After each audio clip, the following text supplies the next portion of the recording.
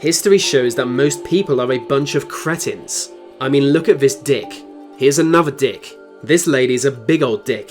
People from the past are reprehensible, and I'm glad every single one of them is burning in hell. But they are not all equally bad. Some past people have gone down in history as especially bad, and especially hated, and it's those figures we today look at.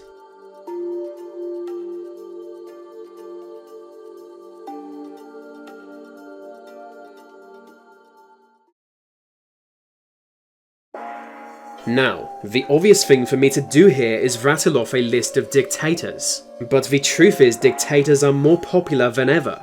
Everybody loves Kim Jong-un. That's just the world we live in. So instead, I've chosen some lesser known figures whose names have become synonymous with notoriety. We start with Typhoid Mary. Literally born in a place called Cookstown, Mary Mallon grew up to become a cook. As an adult, she left her native Ireland, looking for opportunity in the new world. In New York, she found work cooking for wealthy families. For a while, all went well, but just 3 weeks after arriving, members of those families began to fall seriously ill. Some of them even died. To the surprise of all, they were diagnosed with typhoid fever, a serious bacterial infection that even now can be deadly. But typhoid outbreaks only tended to occur in poor neighbourhoods, not the upper class areas now affected. As authorities looked into each family infected, they found a single common thread: an Irish immigrant in their employment. It turns out Mary Mallon was asymptomatic, meaning she was a carrier of the disease without suffering any of its symptoms. So while people around her were constantly falling sick, she was completely unaffected. As this was the early 1900s, germ theory was still not fully understood. When questioned by authorities, she did not react well, denying any possibility she was responsible for the outbreak. In fact, she violently resisted attempts to have her tested, running away from police whenever they approached. Still, she was eventually captured and tested positive for the disease, the first asymptomatic typhoid carrier ever identified. Without complete certainty of what to do with Mary, they forcibly quarantined her, sending her to a small island on New York's East River. As word got out, the press vilified her as Typhoid Mary, a highly contagious foreigner who brought disease. The name endured, and she was widely demonized, but the entire scandal was a legal grey area. While it was known she was a carrier, proving she was a permanent threat to the public was not yet possible. In 1910, she was released from quarantine. The one condition given was that she never again work as a cook, but Mary was Irish and soon broke that promise. As a healthy young woman, she never believed she was a carrier, claiming to have been set up by the government. So she saw no harm in going back to work. Under a series of new identities, she spent years working as a cook. Then finally she was caught, after an outbreak of typhoid at a hospital she was working at. While before there was little sympathy for her, now there was none. The press dubbed her the most dangerous person in America. The general public absolutely hated her, and authorities decided she would never again be released.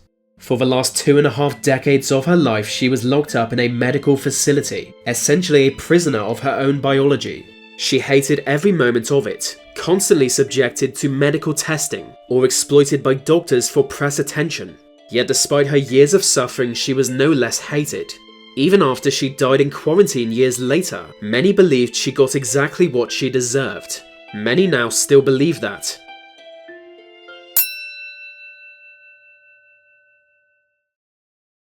Franz Schubert was the most notorious executioner in history.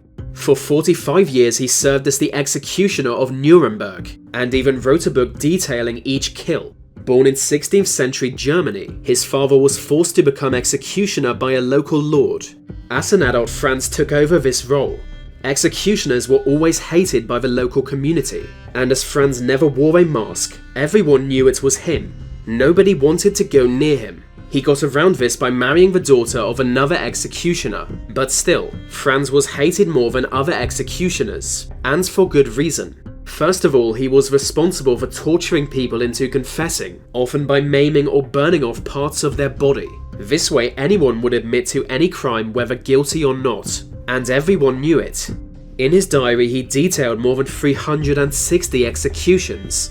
Most often he would behead or hang them, but some were burned, drowned, or bled out. Perhaps the most brutal was when people were tied down to a wheel and slowly beaten to death. By the time of his retirement, all in Nuremberg hated Franz. 4 decades of taking lives had made him a vastly wealthy man, while those around him lived in poverty. Even if he had not written a book bragging about all the lives he took, he would still be remembered as a brutal man. But he did, and I'm not sure why.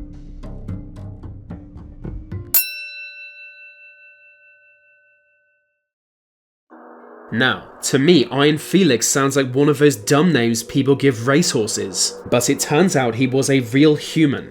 Felix Kaczynski was a Russian revolutionary and head of the first Soviet secret police force. In the chaotic early years of Soviet rule, he was the architect of the Red Terror, pioneering the tactics later used by Stalin. In fact, Stalin looked up to Felix and was greatly inspired by him. To oppressed minorities, he represented suffering and genocide, but to the Soviet Union as a whole, he was lionized as a national hero. After his death, a giant 15-ton iron statue of him was erected. His image was depicted far and wide, especially on KGB buildings. He was by all accounts a hero of the state, but over time that changed. By the fall of the Soviet Empire, the KGB was a hated institution, no longer feared and respected but openly denigrated. And Iron Felix, as father figure of that terrible institution, came to be seen as an evil coward and a traitor to his own people. His imposing statue was removed, and even defenders of Soviet history now often denounce him. So people rarely talk about Iron Felix, despite him being one of the most important men in modern history.